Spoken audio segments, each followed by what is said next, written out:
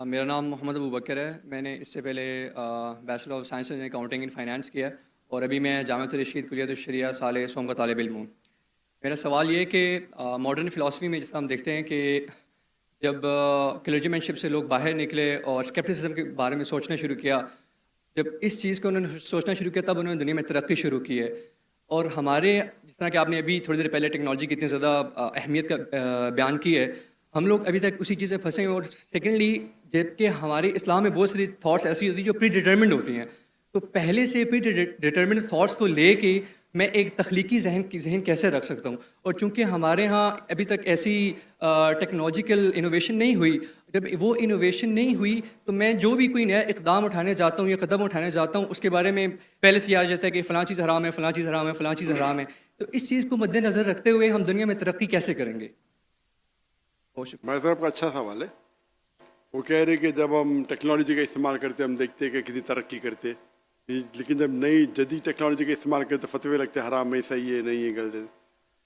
اگر آپ دیکھیں گے سائنٹیفک ہسٹری کو، جو 8th سینچری 9th سینچری 8ویں صدی 9ویں صدی ویسٹرنرز کہتے تھے ڈارک ایجز، مطلب اندھیرا کا دور.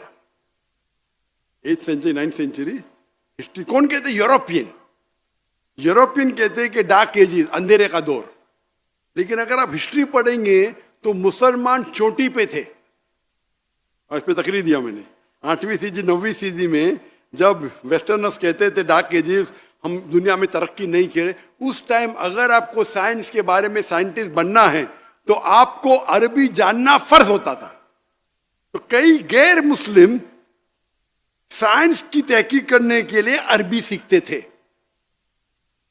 اور آپ اگر جائیں گے اور میری پوری تقریر سنیں گے تو father of chemistry, who the father of chemistry کون ہے؟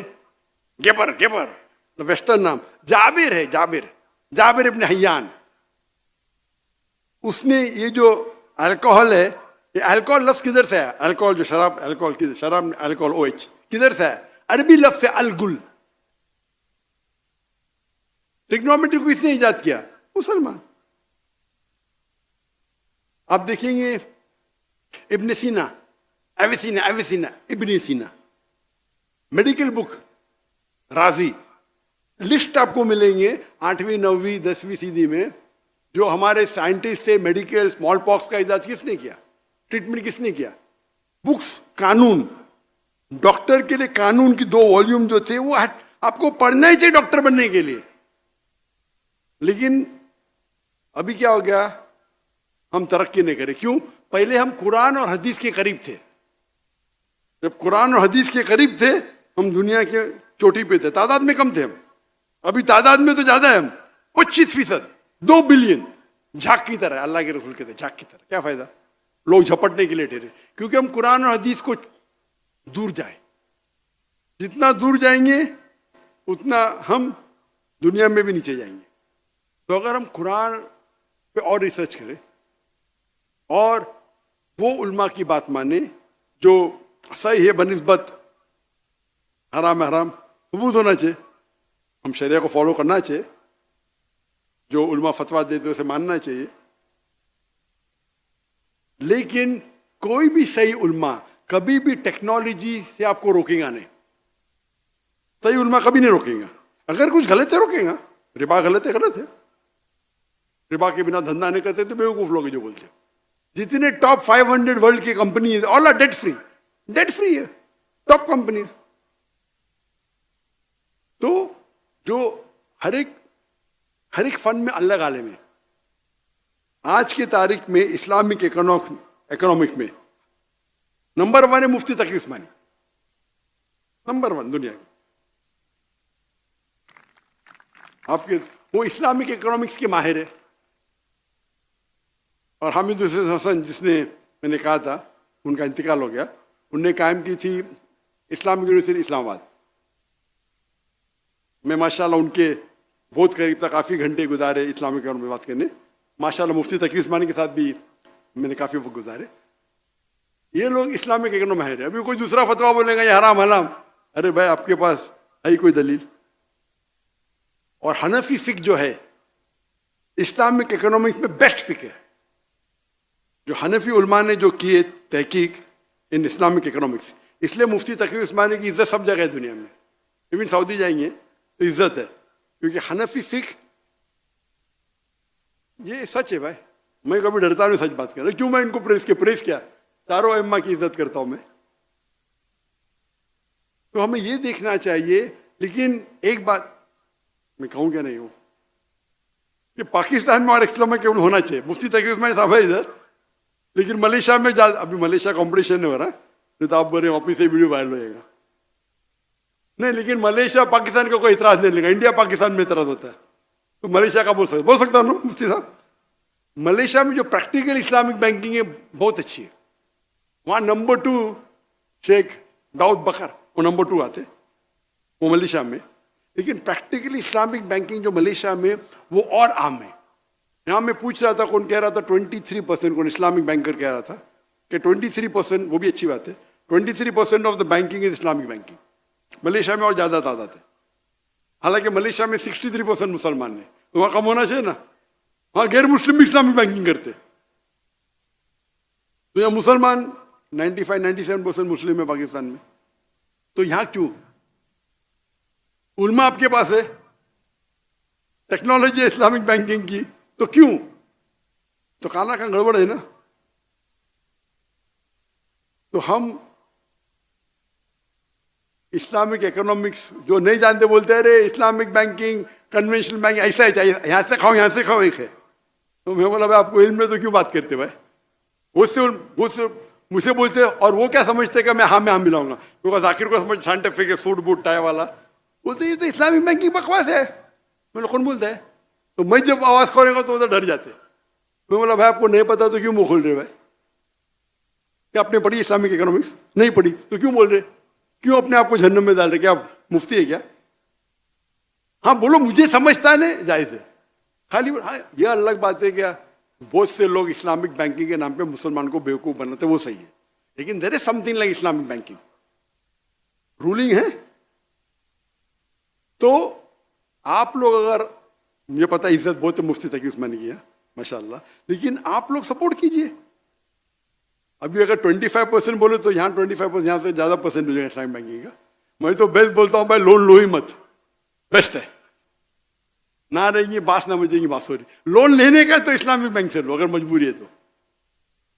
لون نہیں لینا بیسٹ ہے، مجبوری ہے تو اسلامک بینک سے لو.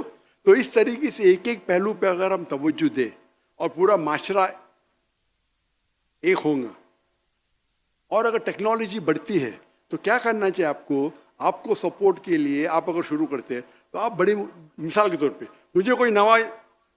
مجھے نیا جواب ملتا ہے. میں ہمیشہ کوئی بھی دیتا ہوں تو دیکھو اسلام کا اصول ہے کہ اگر ایک عالم فتویٰ دیتا ہے، اگر وہ صحیح ہے تو اسے 2 ثواب، غلط ہے تو بھی 1 ثواب. عالم عام آدمی نہیں. ابھی عالم کے مطلب ہر فن میں الگ الگ عالم ہے. حدیث کا عالم محدث ہے، تفسیر کا عالم مفسر ہے، تو عالم. تو مجھے اگر کوئی ایسا جواب ملا جو نیا جواب ملا تو میں کیا کرتا ہوں؟ I go under the umbrella of an عالم. وہ آئی تھنک میں اس سے پوچھتا ہوں میں صحیح ہے کیا؟ ہاں صحیح. تو مجھے ایک سرٹیفکیٹ مل گیا. ٹک سرٹیفکیٹ دیتے نہیں، مطلب میں پوچھا ہوں 2-3 عالم سے جو میرے نزدیک کھائی ہے، تو میں جواب دینے لگتا ہوں. تو میں کوئی بھی، ہاں میں کیا کر سکتا ہوں؟ ایک عالم کا جواب لے سکتا ہوں، لاجیکل دکھاؤں، وہ ٹھیک ہے. وہ دائی کا کام کیا ہے؟ عالم سے سیکھے، اسے پیلیٹیبل ہضم کرائے عام پبلک کو. اسلامک بینکنگ کے اگر عالم لوگ جو مشہور ہے جس کو فیضل ایوارڈ ملا ہے، میں ان کو جانتا ہوں. انڈین ہے، دو انڈین کو فیضل ایوارڈ ملا ہے، king Faisal award for Islamic banking. ایک ہے چھاپرا، عمر چھاپرا، اور ایک انڈیا کے آئی تھنک شیخ نظام الدین. وہ جب میرے تقریر سنے اسلامک بینکنگ کے، doctor Zakir you are so strict. ان کو فیصل ایوارڈ ملا، مجھے نہیں ملا. اس کے مجھے الگ ملا سوید آف اسلام. تو میں میری لیکچر دیا، بھائی صحیح ہے کیا؟ بولتے یو آر ٹو اسٹرکٹ. میں نے یہ نہیں پوچھا میں اسٹرکٹ کیوں ہوں، میں نے یہ پوچھا کہ میں نے صحیح ہے کیا. تو بولتا ہے بھائی you are logical, you are true, but you are too strict. میرا سوال ہے کہ میں نے لیکچر دیا ہوں اسلامک بینکنگ پہ، برابر، اس میں کچھ غلطیاں کیا بولو؟ بولتے آپ بہت اسٹرکٹ ہے. میں اسٹرکٹ ہونا غلط بات ہو رہی. میں تو کہتا ہوں میں فنڈامنٹلسٹ ہوں نا. میں فنڈامنٹل کو پورے جی جان سے فالو کرتا ہوں.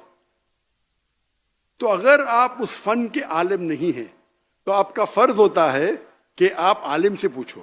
تو آپ کو ٹیکنالوجی پہ جانے کا ہے تو ایسے عالم سے پوچھو جو لوگ ان کی عزت کرتے ہیں, ان سے بات کرو, ان کو فتویٰ ظاہر کرنے دو کہ الاؤڈ از سیف, ہاں کہ نہیں.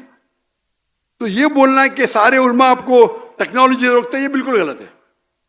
آپ کدھر ہندوستان میں جاؤ, پاکستان میں جاؤ, ماشاءاللہ اچھے علماء آپ کے پاس ہے. آپ سعودی میں جاؤ, کچھ نہیں پرہیز کریں, بولیں کرو لیکن مجھ سے فتویٰ مت لو. یہ بھی حکمت ہے, کرو لیکن مجھ سے فتویٰ مت لو.